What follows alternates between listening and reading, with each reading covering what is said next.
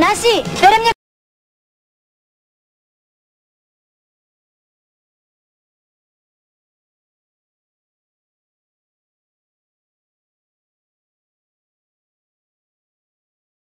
Τι δουλειά που έλεγες, θα σε προσλάβουν? Άσε ρε Μαρίνα, γιατί είναι πολύ σπαστική η κατάσταση. Γιατί σπαστική, Τόνι μου?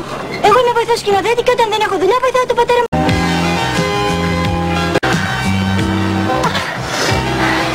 Λοιπόν, τι ήθελες να μου πεις? Τι είναι αυτό που θα συντομεύσει το γάμο μας? Δουλειά. Βρήκες δουλειά. Αγάπη μου, δεν ξέρεις πόσο χαίρομαι. Λοιπόν, αύριο κιόλας θα έρθεις να με ζητήσεις από τον πατέρα μου, Κάτσε, δεν μη βιάζεσαι. Άσε πρώτα να περάσει καμιά εβδομάδα. Και εξάλλου ξέρεις τι σκέφτηκα. Τι? Τώρα που δεν έχεις τη μηχανή, θα έρχομαι εγώ κάθε πρωί και θα σε παίρνω με το αυτοκίνητο, θα σε βοηθάω να ανοίγεις το μαγαζί και μετά θα πηγαίνω εγώ στη δουλειά. Έτσι κι αλλιώς στον δρόμο μου είσαι. Αγάπη μου, είσαι πολύ καλός. Λοιπόν, όλα τα σκέφτεσαι εσύ.